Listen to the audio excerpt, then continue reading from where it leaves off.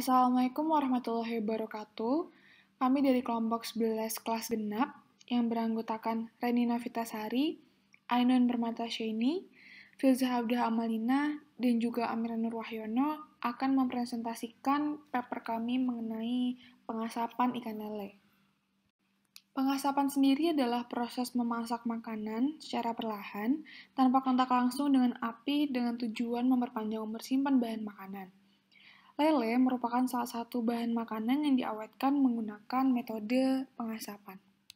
Nah, seperti yang kita tahu bahwa ikan merupakan salah satu makanan pokok yang mudah rusak karena faktor intrinsik maupun ekstrinsik. Nah, beberapa jenis metode pengawetan digunakan untuk mengurangi terjadinya pembusukan pada ikan. Contohnya itu pengasapan. Maka dari itu, tujuan pengasapan sendiri adalah sebagai pengawet.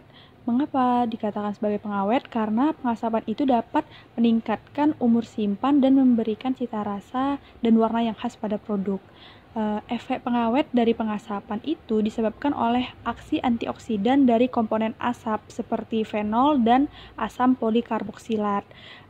Kemudian juga dapat meningkatkan umur simpan dengan mengurangi pembusukan pada ikan akibat efek bakterisidal, yaitu efek gabungan dari komponen antiseptik asap yang sebagian besar itu berasal dari fenol dan asam, dan adanya tindakan antiproteolitik dari metode pengasapan ini, yakni memperlambat proses autolitik karena efek asap pada enzim jaringan. Ada beberapa faktor yang mempengaruhi karakteristik asap yang dihasilkan selama proses pembakaran kayu, seperti jenis kayu atau bahan bakar, suhu selama proses pengasapan, kelembapannya, kemudian volume udara selama proses pengasapan, ukuran potongan kayu, kadar air pada kayu, kecepatan dan kepadatan asap. Nah, pada awal pirolisis bahan kayu, zat yang tidak diinginkan terutama gas dan cairan non-aromatik, arang dan resin akan muncul dalam asap. Zat-zat yang penting akan terbentuk pada tahap kedua pirolisis.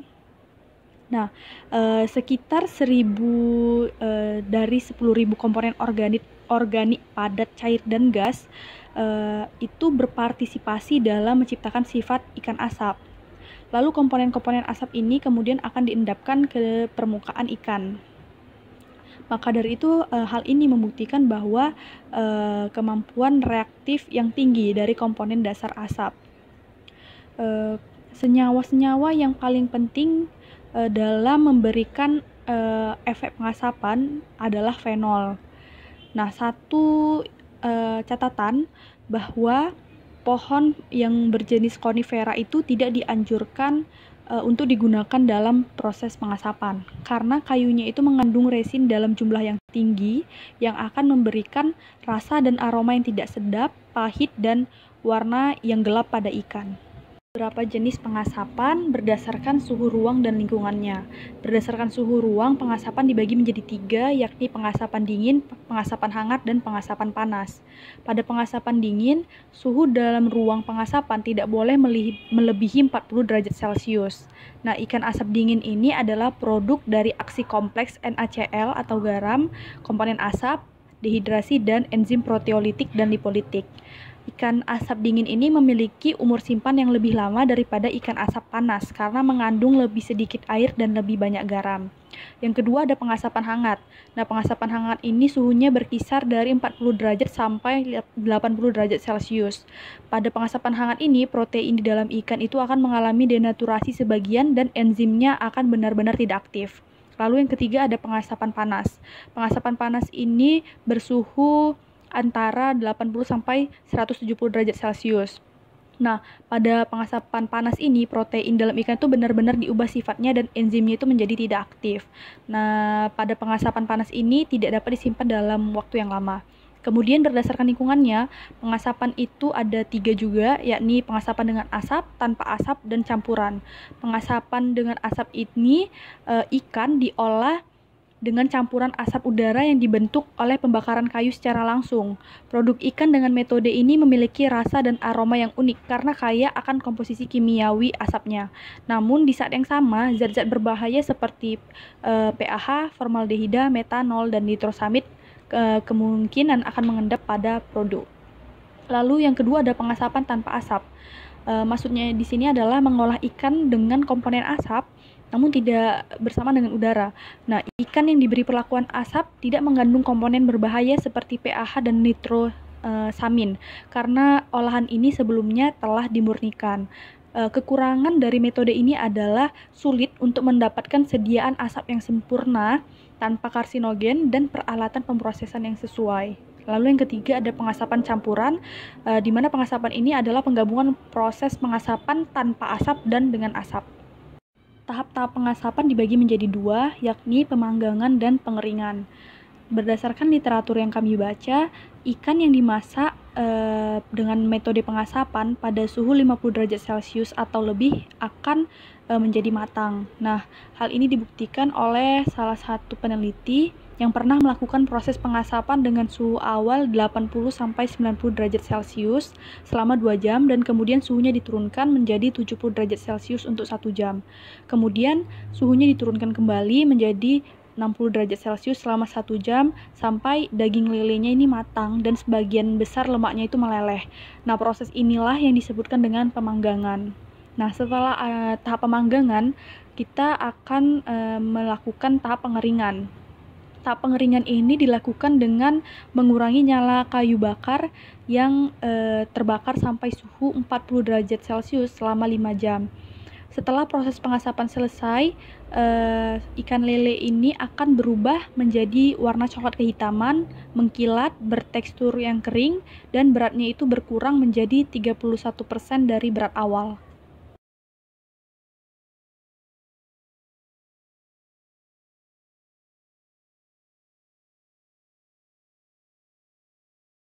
Karakteristik warna dari ikan lele asap biasanya memiliki warna coklat keemasan. Nah, corak dan warna ikan asap ini tergantung pada jenis kayu yang digunakan dan komponen karbonilnya. Kayu keras biasanya menghasilkan warna yang baik dari produk asap, namun proses pengasapannya ini membutuhkan waktu yang lebih lama dibandingkan dengan menggunakan kayu lunak. Warna coklat kemasan ini disebabkan oleh adanya senyawa fenolik dan hemiselulosa dalam asap kayu keras. Nah, warna gelap yang terjadi pada produk pengasapan terjadi karena adanya serapat unsur-unsur asap berwarna, oksidasi dan polimerisasi senyawa asap, serta reaksi senyawa asap dengan protein melalui reaksi Maillard. Nah, perkembangan warna itu sangat dipengaruhi oleh kandungan karbonilnya. Jenis komponen karbonil yang paling berperan dalam pengasapan adalah aldehida glioksal dan logam glioksal. Fenol juga berperan, namun intensitasnya itu tidak sebesar karbonil. Lele setelah dilakukan pengasapan memiliki aroma yang unik dan khas yang berasal dari senyawa yang terkandung dalam asap. Dalam kayu yang digunakan, melekat senyawa seperti karbonil, fenol, dan seringol yang bertanggung jawab terhadap warna, rasa, dan aroma ikan asap. Rasa dan aroma khas ikan asap sebagian besar dipengaruhi oleh fenol yang terkandung di dalam asap kayu. Kandungan fenol dalam asap meningkat sehingga aroma dan rasa yang ada pada ikan akan lebih kuat. Rasa khas ikan asap sebagian besar dipengaruhi oleh kayu atau sumber asap dan senyawa fenolik. Nah, kayu keras biasanya itu lebih menghasilkan rasa yang baik dibandingkan dengan kayu lunak. Kemudian untuk senyawa fenolik, biasanya kadar fenol itu tergantung pada komponen asap yang disebabkan oleh perbedaan lignin yang terkandung pada bahan sumber asap. Nah, semakin tinggi kandungan fenol di dalam asap, aroma dan rasa yang dihasilkan dari ikan asap itu semakin kuat. Senyawa fenolik yang khas pada ikan asap ialah guaiacol dan seringol. Kemudian ada juga sifat kimiawi yang menentukan kualitas asap, yakni kandungan total asam. Nah, asam organik yang memiliki peran tinggi dalam pemanfaatan asap adalah asam asetat. Nah, asam asetat ini dibentuk sebagian dari lignin dan sebagian komponen karbohidrat selulosa. Komponen dari kayu-kayu tersebut itu mempengaruhi rasa produk dan pH.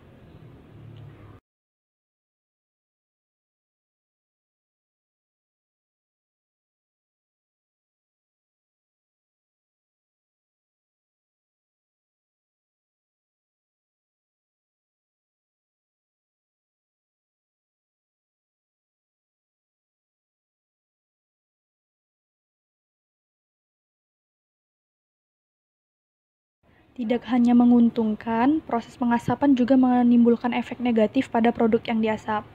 Nah, ada suatu penelitian yang pernah dilakukan untuk melihat apakah ada senyawa-senyawa berbahaya di dalam asap dan produk yang diasap. Ditemukan bahwa terdapat kelompok hidrokarbon polisiklik aromatik atau PAH, nitrosamin mutagenik, dan zat berbahaya lainnya seperti metanol dan formaldehida di dalam asap maupun produk yang diasap. Ada sekitar 200 PAH dan beberapa di antaranya itu memiliki sifat karsinogenik atau mutagenik. Namun, salah satu PAH pemicu kanker yang paling umum adalah 3,4-benzopiren yang banyak terdapat di dalam asap.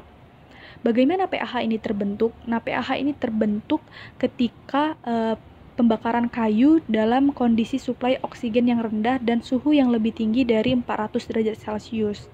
Kemungkinan pembentukan PAH ini sangat tinggi ketika suhunya itu sudah mencapai lebih dari 1000 derajat Celcius.